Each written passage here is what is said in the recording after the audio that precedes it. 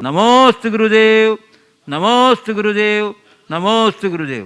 प्रिय बंधुओं, अब चलिए मैं आपको लिए चलता हूँ शंका समाधान की ओर। और प्रथम प्रश्न के लिए मैं रख रहा हूँ गुरुदेव, कानपुर से प्रश्न आया है, पंकज जैन कह रहे हैं, गुरुदेव जीवन एक है, काम बहुत सारे हैं, समय कम है, धर्म और कर्म दोनों का सही तालमेल कैसे हो? देखिए, काम बहुत सारे हैं, समय कम है, जीवन एक है। धर्म और कर्म दोनों के मध्य समन्वय करने की बात है। मैं तो कहता हूँ धर्म करो, धर्म को कर्म समझो और कर्म को भी अपना धर्म मानो, समन्वय अपने आप हो जाएगा। आपको जो भी कर्म करना है उस कर्म में धर्म जुड़ा रहना चाहिए। धर्म के साथ यदि कर्म करोगे तो सत्कर्म होगा, खटकर्म नहीं। और यह सत्कर्म हमारे जीवन के उद्धार का निमित्त बनेगा। तो धर्म के साथ हम कर्म करें, यानी हर अपने आचार विचार व्यवहार में अहिंसा का, दया करुणा का और सात्विकता का, संयम का अगर हम ध्यान रखते हैं तो ये समझ लीजिएगा कि हमारे जीवन में कर्म में भी धर्म है। और धर्म को अपने जीवन का एक कर्तव्य माने। धर्म को केवल धार्मिक क्रियाओं तक सीमित न रखें, अपितु अपने प्रत्येक विचार और व्यवहार में उसे प्रतिबिंबित करने की कोशिश करें। जीवन में अपने आप सामंजस्य बैठ जाएगा। हमारे साथ दुविधा तब होती है जब हम धर्म को केवल धार्मिक क्रिया के रूप में देखते हैं, जबकि हमारे यहाँ धर्म केवल धार्मिक क्रिया के रूप में कभी व्याख्यायित नहीं किया गया। धर्म को अपने जीवन के आचार का एक अंग बताया गया, जिसे हमें अपने प्रत्येक विचार और व्यवहार में घटित करना चाहिए। कर्म में भी धर्म हो तो जीवन में कहीं कोई बाधा नहीं। पूज्य गुरुदेव, अकोला महाराष्ट्र से श्री मंगेश जैन डावरे, इनका प्रश्न आज के प्रातःकालीन प्रवचन पर आधारित है। ये कह रहे हैं कि मेरी शंका यह है कि अगर किसी व्यक्ति के बारे में सच बात हम उनके अनुपस्थिति में दूसरे को बताएं तो क्या यह भी चुगली ही होगी? प्रत्यक्ष रूप से उनको बताने से शायद उन्हें बुरा लगे और दूसरे व्यक्ति के माध्यम से उस बात को सही मायने में ले सकते हैं। कृपया समाधान करें। देखिए, वचन कोई भी बोलो, वचन से ज़्यादा महत्वपूर्ण उसके साथ जुड़े हुए संदर्भ है। आप किसी की कमी को, किसी के दोष को यदि उजागर कर रहे हैं तो उसके पीछे आपकी मानसिकता क्या है? सामने वाले की बुराई करना, उसे नीचे दिखाना, उसकी छवि खराब करना, तो इस उद्देश्य से किया गया कोई भी आचरण अधर्म माना जाएगा। लेकिन सामने वाले के हित की भावना से मन में सदाशय रखते हुए किसी ऐसे व्यक्ति तक आप अपनी बात एकांत में पहुंचा रहे हैं कि जिसकी बात सुनकर वह व्यक्ति अपने जीवन में सुधार ला सके, तो इसे चुगली या निंदा न कहकर इसे हिताकांक्षा कहूँगा। कई बार लोग, अब धर्म पत्नी है, पति की कोई कमी है, पति नशा करता है, अब पति के सामने बोल नहीं सकते और ये पता है कि महाराज जी अगर चाहेंगे तो छूट जाएगा। एकांत में आके हम लोगों से बोलते हैं कि महाराज जी बाकी सब कुछ ठीक है, अगर ये चीज़ सुधर जाए तो सोने में सुगंध आ जाए। तो यहाँ उनका भाव सामने वाले के हित का है। तो हिताकांक्षा से भरकर जब हम कोई काम करते हैं तो वह हमारे लिए बाधा नहीं बनती। पूज्य गुरुदेव, कटनी मध्य प्रदेश से सुरभि जैन, सतीश जी जैन, पाटन परिवार, कह रहे हैं गुरुदेव, मनुष्य अपने शरीर का शुगर लेवल तो हर समय चेक करवाता रहता है। अपने जीव, जिससे कि परेशानियां स्वयं ही समाप्त हो जाएं, हम भी खुश रहें, सामने वाला भी खुश रहे। कृपया समाधान कीजिए कि जीव की कड़वाहट को चेक करवाने का क्या उपाय है? बहुत अच्छा सवाल है। शरीर के शुगर लेवल को तो आप चेक करते हैं, जीव की कड़वाहट को चेक करने का क्या उपाय है? इसका बड़ा सरल उपाय है, ज़्यादा कुछ करने की ज़रूरत नहीं। जीव की कड़वाहट को चेक करना है तो अपनी कड़वी जन्मान के द्वारा किए गए कार्यों के परिणामों को देख लो, समझ में आ जाएगा कि जीव की कड़वाहट का परिणाम क्या हुआ है। और जब जब मन में अहम और उत्तेजना आने लगे, समझ लेना मेरे जीभ में कड़वाहट आ रही है और ये जहर उगलेगी और ये हमारे लिए और सबके लिए नुकसानदेह होगी। यहाँ मुझे सावधान हो जाना चाहिए, उसकी चिकित्सा करनी चाहिए। यदि ये दृष्टि आ जाए तो सब ठीक होगा। पूज्य गुरुदेव गोपालगंज सागर मध्य प्रदेश से श्रीमती किरण राजेश जैन, ये भी आज के प्रवचन पर अपना एक शंका रख रही हैं। गुरुवर, दुनिया में ऐसे अधिकांश लोग होते हैं जो किसी अवगुणी व्यक्ति के अवगुणों को उद्धृत करते हैं, अन्य लोगों को उसके अवगुणों से सतर्क करते हैं। यह प्रक्रिया अवगुणी व्यक्ति के सामने तो की नहीं जा सकती, उसके पीठ पीछे ही हो सकती है। तो क्या यह भी चुगली है? क्या परोक्ष रूप से आलोचना करना भी चुगली है? देखिए, अवगुणी के अवगुणों से सतर्क करने के पीछे यदि समाज का व्यापक हित है तो मैं इसे गलत नहीं कहूँगा, लेकिन व्यक्ति विशेष के प्रति द्वेषवश उसके अवगुणों से लोगों को सतर्क करना ताकि उसकी छवि खराब हो, लोग उसका अनुगमन न करें, ये बात ठीक नहीं है। किसी व्यक्ति के प्रति घृणा या द्वेष प्रकट करने के लिए किया गया कार्य कतई उचित नहीं है, पर समाज के व्यापक हित में ऐसा कुछ कार्य किया जाता है तो वह स्वीकार की जा सकती है। पूज्य गुरुदेव, जसू जी का खेड़ा श्री चंबलेश्वर जी राजस्थान से प्रवीण जैन कह रहे हैं, गुरुदेव एक दार्शनिक ने लिखा कि जिंदगी इतनी अच्छी होती तो हम रोते रोते नहीं आते, और आगे ये भी लिखा कि जिंदगी इतनी बुरी होती तो हम जाते जाते लोगों को रुला कर नहीं जाते। गुरुदेव, इन दोनों वाक्यों में किस प्रकार सामंजस्य बैठा? जिंदगी इतनी अच्छी होती तो हम रोते रोते नहीं आते, और जिंदगी इतनी बुरी होती तो हम रुलाते हुए लोगों को नहीं जाते। देखिए, बात बिल्कुल सही है। जिंदगी है, न तो अच्छी है न बुरी। जब हमें जीवन मिलता है और हम रोते हैं तो केवल इसलिए रोते हैं क्योंकि हम अपने आप को अजनबी सा महसूस करते हैं, और जब हम किसी अनजान जगह में अपने आप को एकदम एकाकी महसूस करें तो मन में रुदन जैसा भाव आता है। बच्चा माँ के पेट से निकलता है और इस नए वातावरण को देखकर उसके मन में रुदन का भाव आता है। मुझे लगता है ज़िंदगी से अपरिचित रहने के कारण ही मन में रुलाई होती है। लेकिन जैसे जैसे व्यक्ति का जीवन आगे बढ़ता है, वो जीवन को समझता है और जीवन को ठीक ढंग से जीना शुरू कर लेता है तो पूरे संसार में अपनी एक अलग पहचान बना लेता है। और ऐसे व्यक्ति के इस दुनिया से जाने पर लोग ज़रूर रोते हैं, तो हमें ऐसा ही करना है। नई जगह में आकर के रोने में कोई बुराई नहीं है, लेकिन नई जगह में अपनी ऐसी पहचान बना लो कि जब इस दुनिया से जाओ सारी दुनिया रोए, तुम्हें कुछ ना रोना पड़े।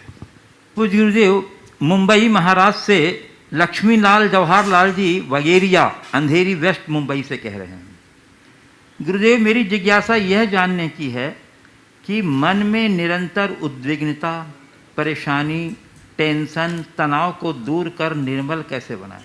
अपने मन को मलिन दुखी होने से कैसे बचाएं? जब व्यक्ति किसी बीमारी के असहनीय पीड़ा और दर्द में कराह रहा है और ऐसे में उसे भेद विज्ञान करने को कहा जाए तो कितना सार्थक रहेगा? वह व्यक्ति उस समय भेद विज्ञान कैसे कर सकेगा? शायद यह सिर्फ थ्योरेटिकल ही कहलाएगा। कृपया समाधान।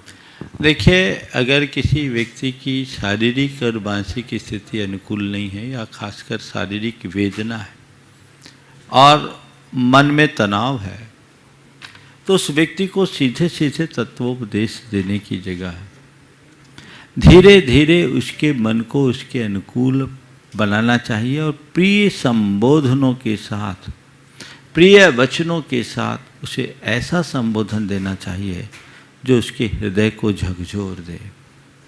जैसे मान लीजिए कोई व्यक्ति गंभीर रूप से बीमार है और पूरा शरीर वेदना से पीड़ित है, शारीरिक वेदना से पीड़ित है, उस व्यक्ति के पास जाओ और यदि उसकी चेतना सही है तो उससे प्यार से कहो कि देखो भाई, इस शरीर की दशा क्या हो गई।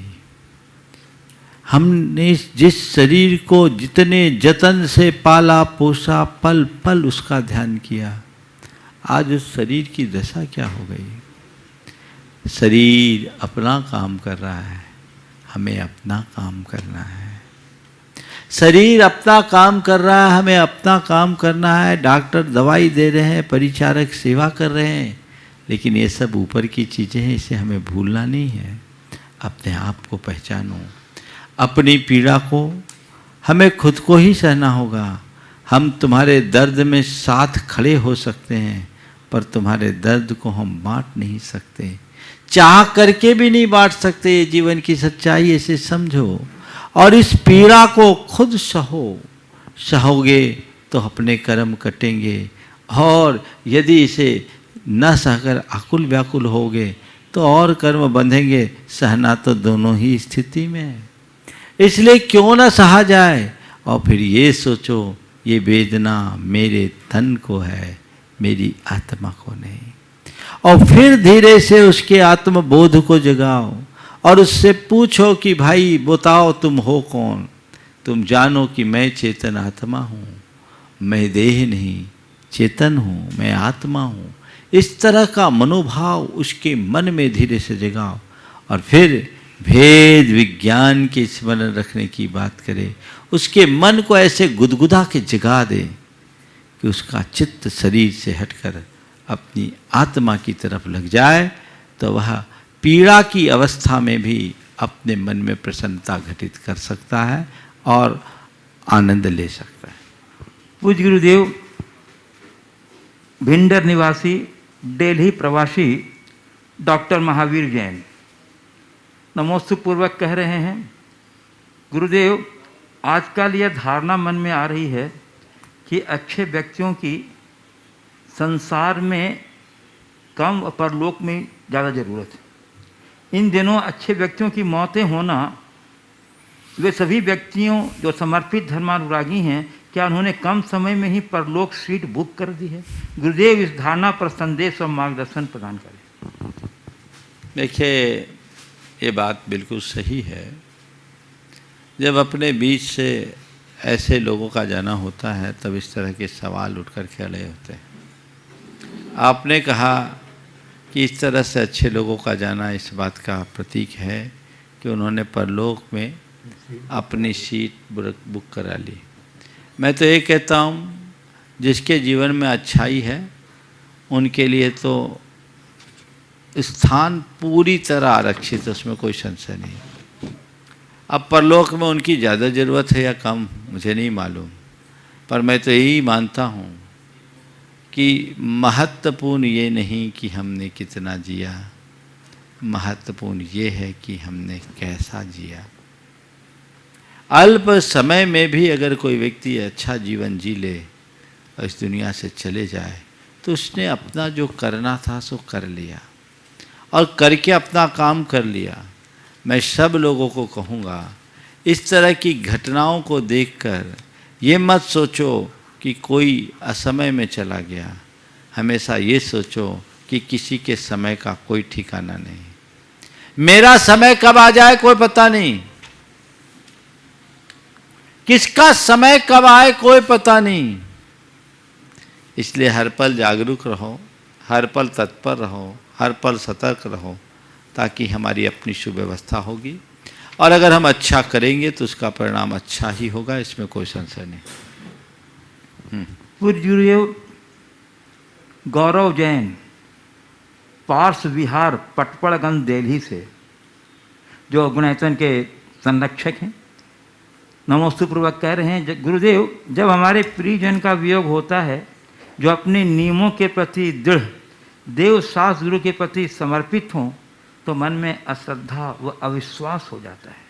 ऐसे में अपने मन को कैसे समझाएं? गुरुदेव कृपा समाधान करें। देखिए, प्रियजन का वियोग और उस विषम स्थिति में भी वो अपने नियमों के प्रति दृढ़ और देव शास्त्र गुरु के प्रति समर्पित दिखे, तो उसमें अश्रद्धा जगाने की जगह अपनी श्रद्धा को और बलवान बनाना चाहिए। एक बात गांठ में बांध कर रखिए कि कोई कितना भी बड़ा धर्मात्मा क्यों ना हो, जन्म मरण उसके हाथ में नहीं है। धर्मी हो या अधर्मी, सबको एक दिन जाना है। सुख दुख जीवन मरण हानि लाभ सब विधि के हाथ है। धर्मात्माओं के जीवन में भी संकट आते हैं। धर्मात्मा के यहाँ भी, महापुरुषों के यहाँ भी बड़ी बड़ी विपदाएं आती हैं। आपको मैं बताऊं, आपने सुना होगा चक्रवर्ती की पुत्री अनंगसरा का अपहरण हो गया। 3000 वर्ष तक उसका कोई अता पता नहीं लगा।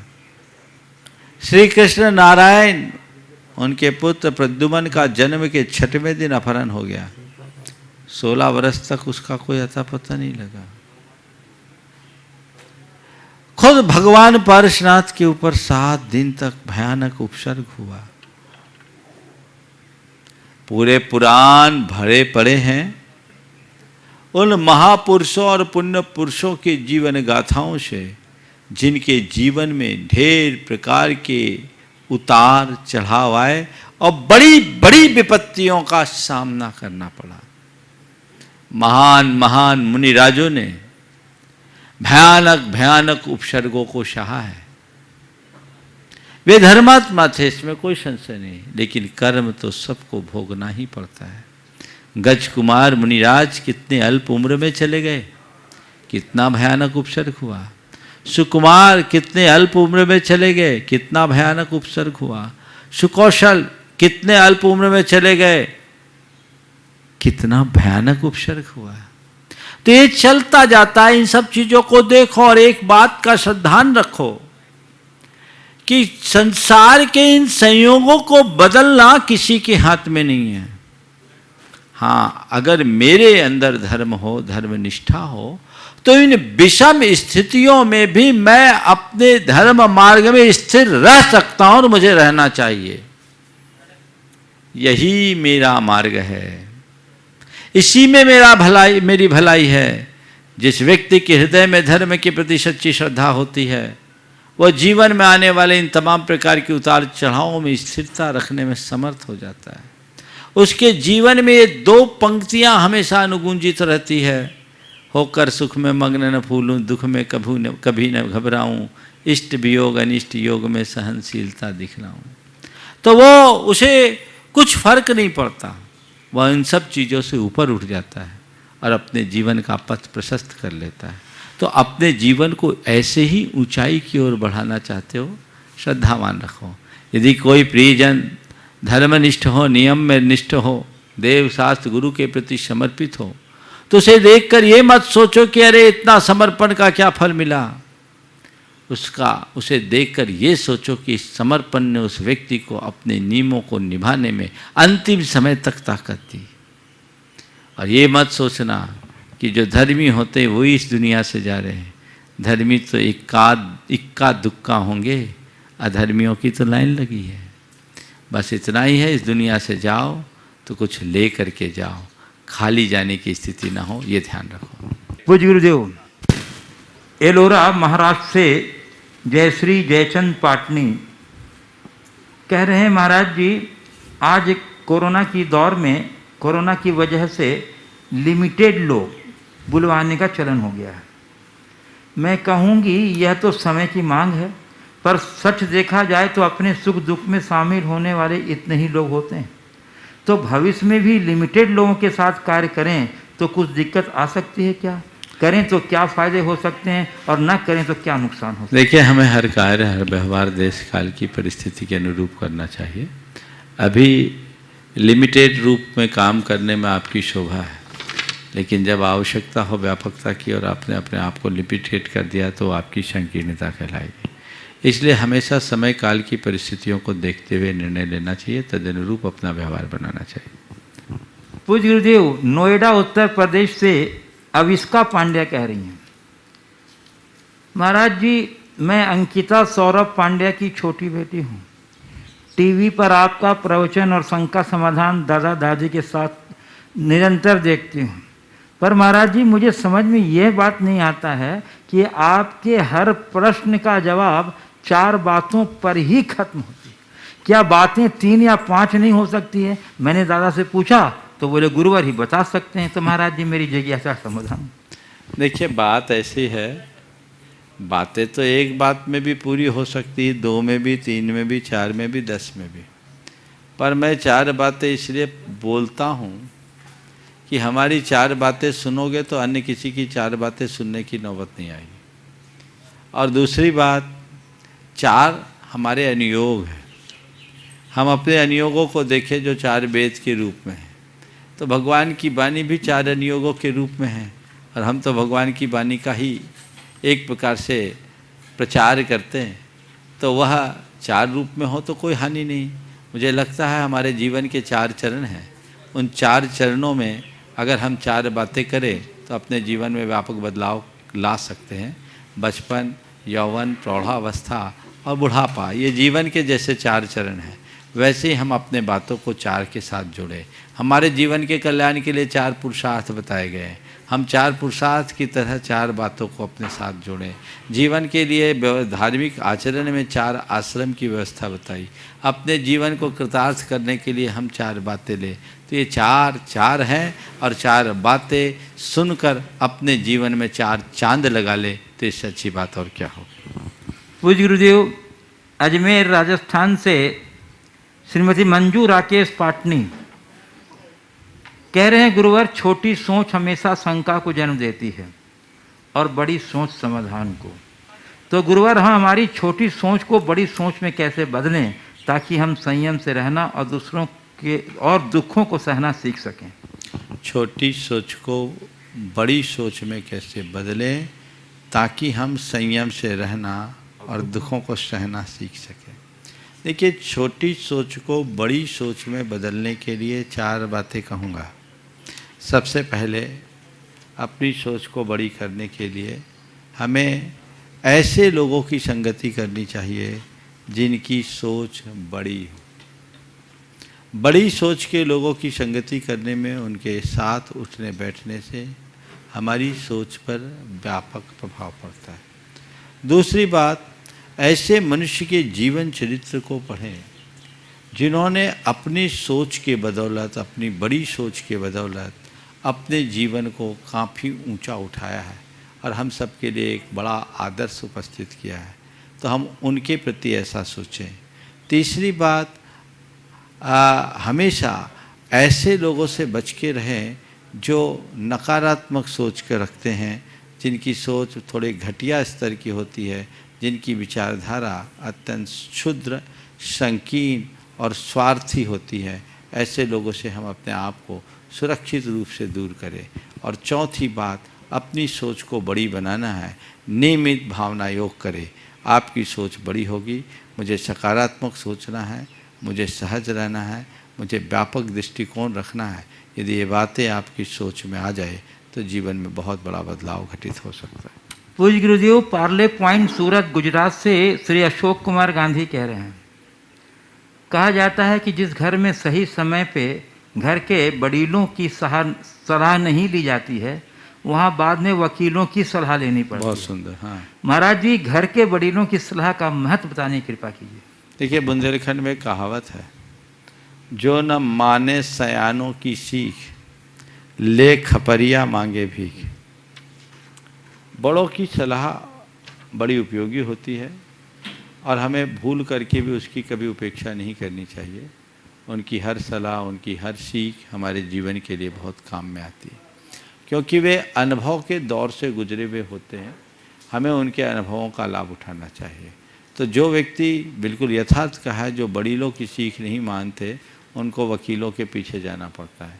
इसलिए हम बड़ों की सलाह माने, उन्हें महत्व दे, बड़ों को बड़ा माने और उसी अनुरूप अपने जीवन को आगे बढ़ाएं, ताकि हम अपने जीवन को खूबसूरत बना सकें। पूज्य गुरुदेव, रीठी कटनी मध्य प्रदेश से कुमारी मयूरी जैन कह रही हैं, महाराज जी मेरी जिज्ञासा ये है कि थकान शारीरिक प्रक्रिया है या मानसिक? महाराज जी, थकान जितनी काम के वजह से नहीं होती, उतनी निराशा, चिंता, भय और संतोष के वजह से क्यों होती है? थकान हमारे जीवन में नहीं आए, इसके लिए क्या करना चाहिए? बात बिल्कुल ठीक है। थकान शारीरिक है या मानसिक? मेरे देखिए, शारीरिक थकान से ज़्यादा मानसिक थकान है। मनुष्य तन से कम मन से ज़्यादा थकता है। अगर मन में हताशा, निराशा हो तो मनुष्य अपने आप को बड़ा टूटा टूटा सा, शक्तिहीन सा बन जाता है। और यदि मन में उत्साह है तो थका हुआ व्यक्ति भी बहुत कुछ कर लेता है।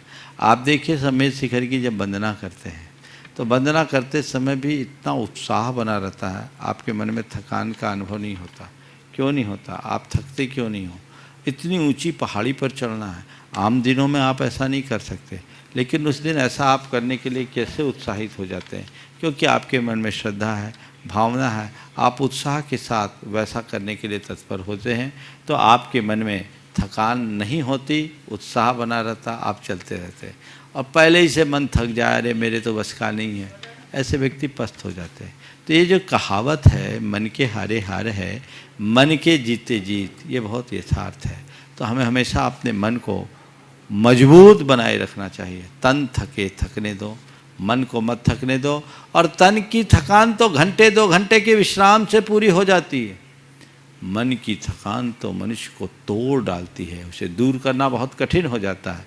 इसलिए सब कुछ करो, मन को कभी थकने मत दो। पूज्य गुरुदेव, हजारीबाग झारखंड से श्री स्वरूप चंद जैन कह रहे हैं, महाराज जी, पंडित जुगल किशोर जी मुख्तार द्वारा रचित मेरी भावना की ये पंक्तियाँ कि दुर्जन क्रूर कुमार्गरतों पर क्षोभ नहीं मुझको आवे, साम्य भाव रखूँ मैं उन पर ऐसी प्रणति हो जावे। महाराज श्री, क्या ऐसे उपरोक्त लोगों के प्रति किसी भी मानव का साम्य भाव रखना संभव है? यदि है तो कैसे? क्यों नहीं? दुर्जन क्रूर कुमार्ग रथों पर क्षोभ नहीं मुझको आए। जिन लोगों की प्रवृत्ति उल्टी है, जिनका स्वभाव वैसा है, जिनका चाल चलन ही वैसा है, उनसे मैं क्यों उलझूं? जैसे सड़क पर चलने वाले पागल के प्रति हम माध्यस्थ रहते हैं, ये सोचकर कि ये तो पागल है, इसी तरह ऐसे लोगों के प्रति भी हम माध्यस्थ रह सकते हैं कि भाई ये व्यक्ति की बुद्धि अलग है, इसकी की अभिरुचि अलग है, इसका दृष्टिकोण अलग है, इनके साथ मैं क्यों उलझूं? और हमसे उलझना ही नहीं चाहिए। हमारे यहाँ बात कही गई है, माध्यस्थ भावम विपरीत वृत्तों, विपरीत वृत्ति के व्यक्तियों के प्रति माध्यस्थता का भाव रखना चाहिए और हमें ऐसा बनाकर रखना चाहिए, उनके प्रति तटस्थ रहो, हमें न कुछ लेना है न देना। पूज्य गुरुदेव, न्यू दिल्ली से सिद्धांत जैन कह रहे हैं, गुरुदेव मैं पूछना चाहता हूँ कि कई बार हमें ऐसी परिस्थिति से गुजरना पड़ता है जब हमसे बड़े हमारी बात को नकारते रहते हैं, भले ही हमारा विकल्प सही हो, वो अपनी गलती नहीं मानना चाहते पर हमें ही दुत्कार देते हैं, उम्र या पद या तजुर्बे में छोटा करार कर। ऐसे में क्या हमें चुप रहना चाहिए या अपना पक्ष लेना चाहिए? एक बार दोबारा बोलिए। गुरुदेव, मैं पूछना चाहता हूँ कि कई बार हमें ऐसी परिस्थिति से गुजरना पड़ता है जब हमसे बड़े हमारी बात को नकारते रहते हैं, भले ही हमारा विकल्प सही हो, वो अपनी गलती नहीं मानना चाहते, हमें ही दुत्कार देते हैं, उम्र या पद या तजुर्बे में छोटा करार करके। ऐसे में क्या हमें चुप रहना चाहिए या अपना पक्ष लेना चाहिए? और कैसे हम उन्हें समझाएं कि कम तजुर्बेकार हमेशा गलत ही होते हैं, नहीं होते? देखिए, बात बिल्कुल सही है। कई बार ऐसा होता है कि बड़े अपने से छोटों के सही बात को भी नकार देते हैं। हालांकि बड़ों को चाहिए कि छोटों की अच्छी बात को स्वीकार कर ले, लेकिन छोटों को मैं कहूँगा कि ऐसा कभी होता है तो उसको लेकर व्यथित और विचलित ना हो। वे बड़ों का मान रखते हुए विनम्रता के साथ अपनी बात रख सकते हैं और उसको रखने के लिए थोड़ा धैर्य रखना होगा, अवसर की प्रतीक्षा करें। जब उचित अवसर दिखे तो धीरे से उसका एहसास कराते हुए उन तक बात कहें तो सामने वाला उस बात को स्वीकार कर सकता है। एक बात मैं कहूँगा कि बड़ों से कभी भी बात हो, यदि वो कुछ कहे और वो गलत लगे तो सीधे सीधे आप मत कहिए कि ये गलत है, इससे उनका बहुमान घटता है। हमें बड़ों का बहुमान पहले सुरक्षित रखना चाहिए और उनसे कहे ठीक है, आपने जो कहा वो सही है, पहले उनको एक्सेप्ट करो, ठीक है ठीक है ठीक है। इसके बाद थोड़ी देर बाद कहो कि ठीक है, आपने ऐसा कहा है, मैं करूँगा, लेकिन मुझे इसमें ये कठिनाई दिख रही है, मुझे इसमें ये कठिनाई दिख रही है, इस कठिनाई का आप रास्ता मुझे बता दो, आप बताओ। देखो सामने वाला उसको देखेगा कि नहीं ये बात ठीक है, तार्किक तरीके से कहेगा तो उसका रास्ता भी निकल जाएगा। तो ये ऐसा एक रास्ता है जिससे हम तालमेल बना सकते हैं। पूज्य गुरुदेव, इंदौर मध्य प्रदेश से महेंद्र जैन पत्रकार कह रहे हैं, महाराज श्री, रिश्ते निभाने के लिए दिमाग में बुद्धि से अधिक दिल में शुद्धि की आवश्यकता होती क्या है। बात है। महाराज जी, परिस्थितियों ने रिश्तों में दिल के बजाय दिमाग का उपयोग अधिक कर दिया है। महाराज जी, किस प्रकार रिश्ते बचे रहें और मानवता भी शर्मसार न हो, कृपया मार्गदर्शन। दिमाग की वृद्धि की जगह दिल की शुद्धि जरूरी है, बात यथार्थ है। रिश्ते दिमाग से नहीं दिल से चलते हैं, पर विडम्बना है आज लोग दिल को गौन करके दिमाग का काम करना शुरू कर दिया, और जब से दिमाग हम पर हावी हुआ, बढ़ते हुए बुद्धिवाद ने हमारे जीवन के आंतरिक व्यवस्था को लीन लिया है। इसलिए हमें हमेशा अपने रिश्तों को भावनात्मकता के साथ जोड़ना चाहिए। जब भी ऐसी बात आए तो अपनी मानसिकता को बदलनी चाहिए, वहाँ दिमागी जोड़ घटाव न लगाकर भावना के साथ अपने जीवन को आगे बढ़ाना चाहिए। जिनके जीवन में भावनात्मकता होती है उनके रिश्ते अपने आप मधुर बनते हैं। पूज्य गुरुदेव, कटनी मध्य प्रदेश से श्रीमती लक्ष्मी जैन, प्रांतीय प्रभारी महिला परिषद, कह रही हैं, मैंने आपकी एक युक्ति पढ़ी थी, उसमें आपने कहा था कि गुरु से अनुराग की अपेक्षा गुरु के गुणों से अधिक प्रेम करो। तो गुरुदेव, क्या गुरु से अनुराग में गुणों का अनुराग निहित नहीं है? कृपया समाधान। देखिए, आपने वाक्य को अधूरा पढ़ा। गुरु चरणों से अनुराग रखने की अपेक्षा गुरु के गुणों से अनुराग रखना ज़्यादा श्रेयस्कर है। बहुत सारे लोग हैं जो चरणानुरागी तो रहते हैं, आगे पीछे घूमते हैं, खूब जय जयकार करते हैं, लेकिन अपने भीतर जो चाहिए वो सब नहीं रहता है, वो रहते वैसे ही हैं। एक व्यक्ति है जो कदाचित गुरु के निकट नहीं आ पा रहा है, लेकिन उसके लिए गुरु के हर वचन ब्रह्म वाक्य है। किसको अच्छा कहेंगे? जिसके हृदय में गुरु पूर्ण आदर्श है, जो गुरु का अनुकरण कर रहा है, किसे अच्छा कहेंगे? दूर जाने दीजिए। एक पिता के दो बेटे हैं, एक वो है जो 24 घंटे साथ रहता है पर बात एक भी नहीं मानता, और दूसरा है जो महीना 15 रोज में एक बार आता है, बात एक भी नहीं उठाता, हर बात पूरी करता है। बताओ, एक पिता के ऐसे दो संतान में आप किसको पसंद करोगे? 24 घंटे साथ रहकर बातों को काटने वाले को, या कभी कभार आने के बाद भी बात मानने वाले को? तो गुरु चरणानुराग गुरु के प्रति केवल भौतिक लगाव है, और गुरु के गुणों से अनुराग गुरु के प्रति आंतरिक लगाव है। जीवन का उद्धार केवल भौतिक लगाव से नहीं होता, आंतरिक लगाव से होता है। ये बात सही है, जिनका आंतरिक लगाव होता है उनका भौतिक लगाव भी दिखता है, भौतिक अनुराग भी दिखता है। लेकिन कदाचित ऐसा न भी हो तो आंतरिक लगाव उसके जीवन में एक नई ऊंचाई प्रकट कर देता है। पूज्य गुरुदेव, अब मैं कुछ यहाँ उपस्थित जिज्ञासुओं को आमंत्रित करना चाहता हूँ। अच्छा, पूज्य गुरुदेव, सेलू परभणी महाराष्ट्र से श्रीमती पुष्पा सुभाष काला कह रही हैं, गुरुदेव, हृदय से जो दिया जाता है वह हाथ से नहीं दिया जाता, मौन से जो कहा जाता है वह शब्दों से नहीं कहा जाता। संबंधों को समय की नहीं समझ की जरूरत है। तो स्नेह का धागा और संवाद की सुई उधरते रिश्तों की तुरपाई करती है। यह संस्कार परछाई की तरह हमारे साथ रहे, उसके लिए हमें क्या करना चाहिए? बस इन वाक्यों को रोज घोटते रहो। ये जो वाक्य है बहुत बड़े बोध वाक्य, इन्हें अपने जीवन का आदर्श बनाओ, सारा काम हो जाएगा। बीना मध्य प्रदेश से श्रीमती पुष्पलता जैन कह रही हैं, गुरुदेव,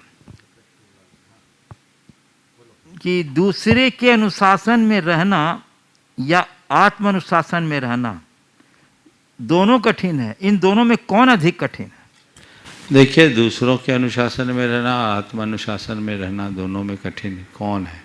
मैं तो कहूँगा कि दूसरों के अनुशासन में रहना कठिन है, आत्मानुशासन में रहना बहुत अच्छा है। पर के नियंत्रण में चलने में पराधीनता है और निज के नियंत्रण में आनंद है। आत्मानुशासन में लय है और परानुशासन में बंधन। मैं आमंत्रित कर रहा हूँ जो उपस्थित हैं जिज्ञासु। मैं प्रथम प्रश्न के लिए गुणायतन के CEO श्री सुभाष जी को आमंत्रित कर रहा हूँ, और वो आ रहे हैं उसके पूर्व 12 राजस्थान से मुकेश साधना गंगवाल कह रहे हैं, महाराज जी बड़ों की छत्र छाया ही हमारी संस्कृति और संस्कार है, बोझ नहीं है, हमारा सुरक्षा कवच है। तो महाराज जी सुरक्षा कवच को संभाल कर रखने के लिए हमारा क्या नैतिक कर्तव्य है, कृपया संभाल। देखिए, बड़ों की छत्र छाया हमारे लिए बोझ नहीं, सुरक्षा कवच है। इस सुरक्षा कवच को संभाल कर रखने के लिए हमारा क्या नैतिक कर्तव्य है? बड़ों के गुणों का हमेशा स्मरण करो, उनका चिंतन करो, बड़ों के प्रति अपना अनुराग बना के रखो।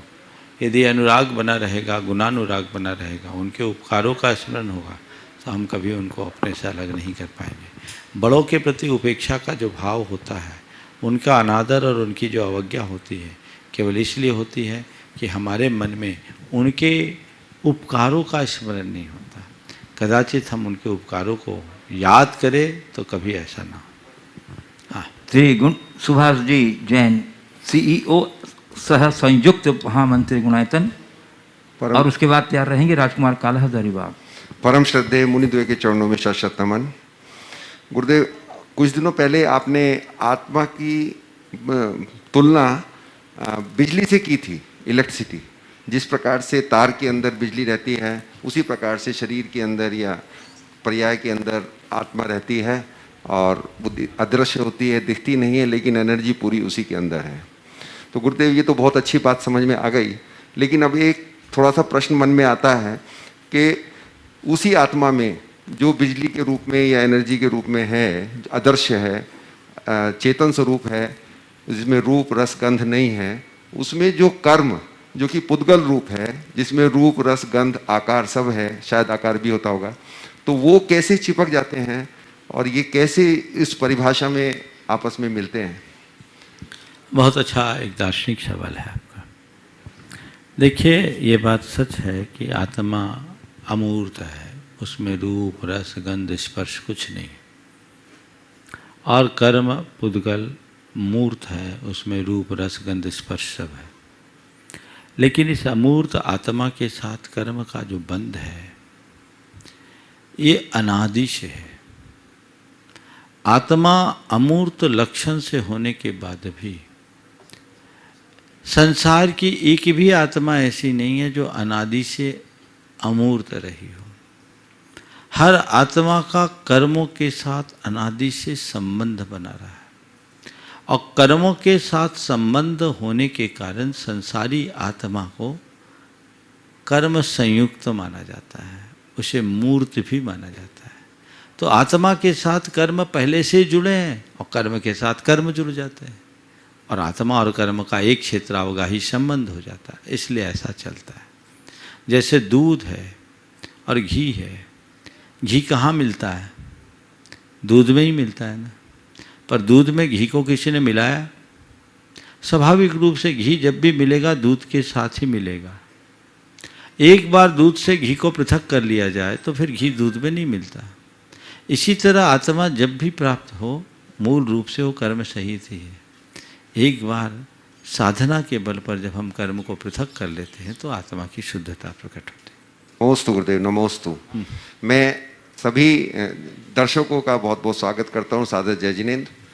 गुणायतन का निर्माण कार्य बहुत अच्छे प्रकार से प्रगति पर है, और गुरुदेव के आशीर्वाद से हम लोग अपने जो 4 प्रोजेक्ट, बड़े प्रोजेक्ट यहाँ पर चल रहे हैं, सहसकूट जिनालय, हमारा मुख्य मंदिर, थीम पार्क और साधना वास्तिका, जो कि त्यागी वृत्ति आश्रम के रूप में हम लोग निर्मित कर रहे हैं। तो उसमें हम लोग काफ़ी निर्माण कार्य अच्छी गति से चला रहे हैं। इसमें हम लोगों को आपका निरंतर सहयोग मिल रहा है, इसके लिए हम आपके बहुत बहुत आभारी हैं। कई सदस्य भी नित्य प्रति हमारे साथ जुड़ रहे हैं, उनका हम बहुत बहुत स्वागत करते हैं। हमारे पुराने सदस्य भी हमको बहुत सहयोग दे रहे हैं, उनका भी बहुत बहुत धन्यवाद करते हैं। अभी और भी हम आप सबसे प्रार्थना करेंगे कि बाकी जो संकल्पित राशि है वो अगर जल्दी से जल्दी भेजी जाए तो ये हमारे कार्य में गति प्रदान करेगा और हमारे लिए एक संबल होगा। जो भी राशि भेजी जाती है, कई बार उसकी डिटेल्स हमारे कार्यालय में नहीं मिल पाती है, जिसके कारण वो राशि पेंडिंग पड़ी रह जाती है, सस्पेंस में रह जाती है। मेरा निवेदन है, जो भी सदस्य हमारे या किसी प्रकार की भी दान राशि कोई गुणायतन बैंक अकाउंट में जमा करते हैं, तो कृपया अपना नाम, पता, मोबाइल नंबर, राशि और राशि का मद अवश्य हमारे कार्यालय में उपलब्ध करा दें, भेज दें, चाहे ईमेल के द्वारा या फिर व्हाट्सएप के द्वारा। ये नंबर पट्टी पर चल रहे हैं हमारे गुणायतन कार्यालय के, इस पर ही व्हाट्सएप किया जा सकता है। बहुत बहुत धन्यवाद। पुणे बहुत नमस्ते। बोलिए। श्री राजकुमार जी काला हजारीबाग और सेवाचार्य रहेंगे गुणायतन के शिरोमणि संरक्षक परिवार से श्री प्रत्यूष जैन कन्नौज। गुरुदेव के चरणों में सत वंदन, सत नमन। गुरुदेव, आज हमारा जैन समाज अपने आचार विचार, अपनी समृद्ध परंपराओं से विमुख होता जा रहा है। ये समझ में नहीं आता है कि क्या होगा। इस संदर्भ में गुरुदेव क्या दिशा निर्देश देना चाहेंगे? एक समय था कि हमारा जैन समाज देश जैनेतर समाज में उचित सम्मान मिलता था जैनियों को, लेकिन आज वो स्थिति दिखती नहीं है। गुरुदेव, इस संदर्भ में आप क्या दिशा निर्देश देंगे कि लोग अपने समृद्ध परंपराओं में वापस आ सकें? बात बिल्कुल यथार्थ है। जैनियों की परंपरा बड़ी समृद्ध रही और उसी के कारण जैनों का समाज में एक अतिरिक्त सम्मान भी था। वर्तमान के इस विषम दौर में जब से अब संस्कृतियों का प्रसार हुआ है, संपूर्ण भारत की संस्कृति प्रभावित हुई और भारत की संस्कृति प्रभावित होने के कारण सभी समाजों के वर्ग का पतन हुआ है। ये सब बढ़ते हुए उपभोक्तावादी सोच का कुपरिणाम है। हम जैनों के बीच गिरते हुए आचार प्रचार को देखते हैं, पर यथार्थ देखा जाए तो समाज का हर वर्ग नीचे आ रहा है। आज कुएं में ही भांग पड़ी वाली दशा है, हर कोई प्रभावित है। उसके पीछे आज का वातावरण, आज की सोच है और उस सोच के कुपरिणाम से लोगों का बहुत तेज़ी से पतन हो रहा है। ऐसे मौके पे हमें सबसे बड़ी ज़रूरत है सांस्कृतिक निष्ठा को जगाने की, लोगों के दिल दिमाग में ये बात बिठाने की कि हम जब तक अपनी संस्कृति के प्रति निष्ठावान नहीं होंगे, जब तक हम संस्कृति के उपासक नहीं बनेंगे, अपने जीवन को विकृति से बचा नहीं सकेंगे। हमारी संस्कृति हमें हमारी प्रकृति से जोड़कर हमारी जीवन की उन्नति कराती है। ये समझ लोगों को जगानी होगी और उनके भीतर में ये श्रद्धा जमानी होगी कि मुझे मेरी संस्कृति के बाहर नहीं जाना, मुझे मर्यादा विरुद्ध कुछ नहीं करना, मुझे धर्म विरुद्ध कुछ नहीं करना। ये बात जब मनुष्य के मन में आएगी तभी उन चीज़ों से बच सकेंगे। आज के इस विषम दौर में भी बहुत सारे ऐसे लोग हैं जो अपने आचार विचार में पूरी तरह से दृढ़ रहते हैं और आज पूरी मानव समाज के लिए वे एक उच्च आदर्श के रूप में बने हुए होते हैं। तो हम ऐसे लोगों से बहुत कुछ प्रेरणा ले सकते हैं। तो हम अपनी निष्ठा को जागृत करें। आज ज़रूरत है हम अपनी पहचान को बना के रखें। जैसे लोग अपने फर्म की गुडविल को कभी ख़राब नहीं करना चाहते, वैसे हमें चाहिए कि हम अपने धर्म की गुडविल को भी कभी ख़राब न करें, उसके प्रति निष्ठावान हों और वह गुडविल हमारे आचरण से, हमारे व्यवहार से ही बनेगी। इसलिए इसके प्रति हमें दृढ़ता दिखानी ही चाहिए। और उसके बाद तैयार रहेंगी बाल ब्रह्मचारिणी बहन अनिता दीदी कटनी। नमोस्तु नमोस्तु नमोस्तु गुरुदेव। गुरुदेव, मेरा प्रश्न है कि गंधोदक को लगाने का उचित स्थान क्या है, और जो मंदिर में जो तस्वीरें टंगी हुई होती हैं जो अन्य भगवान की होती हैं, मतलब मुनि महाराजों की होती हैं, क्या हमें उन्हें नमस्कार करना चाहिए मंदिर के अंदर? देखिए, गंधोदक को उत्तम अंग में लगाना चाहिए। यद्यपि कुछ जगह ऐसा है कि पूरे शरीर में भी गंधोदक लगाने की बात है, लेकिन उत्तम तो यही है कि हम उत्तम अंग में लगाएं, मस्तक पर लगाएं, सबसे अच्छा है, इसे पवित्र मानकर। जहाँ तक मंदिरों में रखी जाने वाली तस्वीरों को नमन का सवाल है, तस्वीर को नमन मत करें। तस्वीर देखकर उन्हें याद करें, उनकी तस्वीर अपने हृदय में उतारें और उन्हें नमन कर लें। तस्वीर उसमें निमित्त बन सकता है। हम तस्वीरों को नहीं पूछते, हम मूर्तिमान को पूछते हैं। तस्वीर देखो, आंखें बंद करो, अपने हृदय में उनकी छवि उभारो और भाव से वंदना कर लो, जीवन आनंद से भर जाएगा। बाल ब्रह्मचारिणी बहन अनिता दीदी कटनी। दय मुनि राजों के चरणों में बारंबार बारंबार नमन नमन नमन।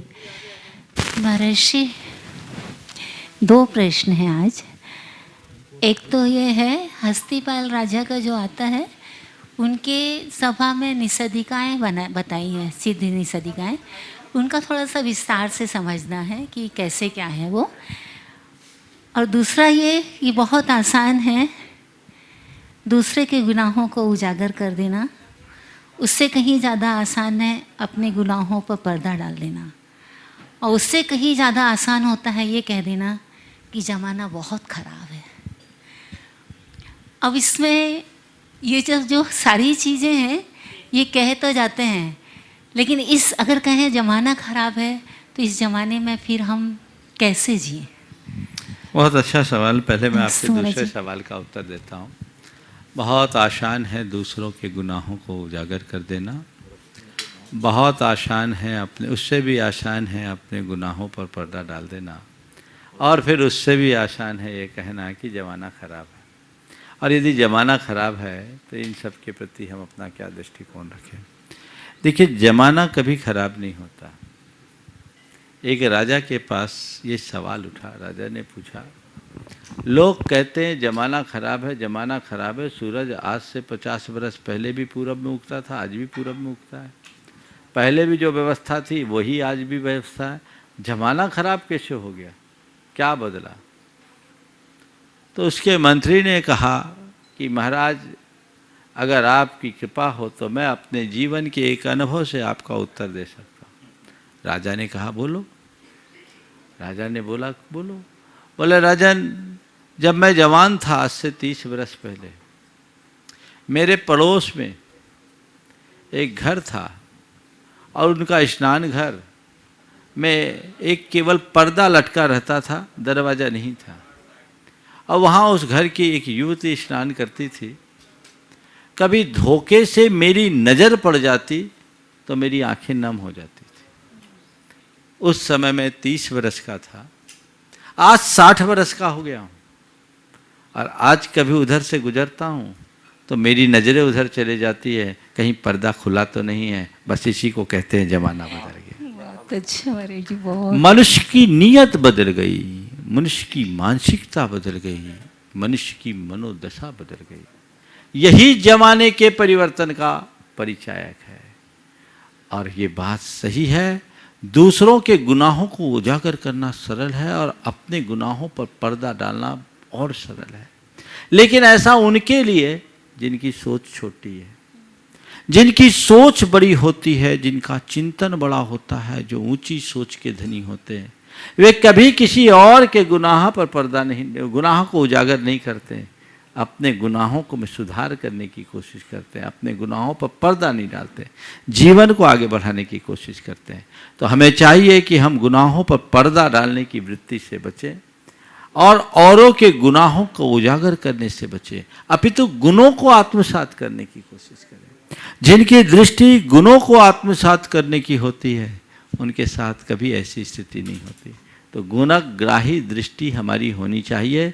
हम लोग रोज बोलते हैं गुणग्रहण का भाव रहे नित, दृष्टि न दोषों पर जावे।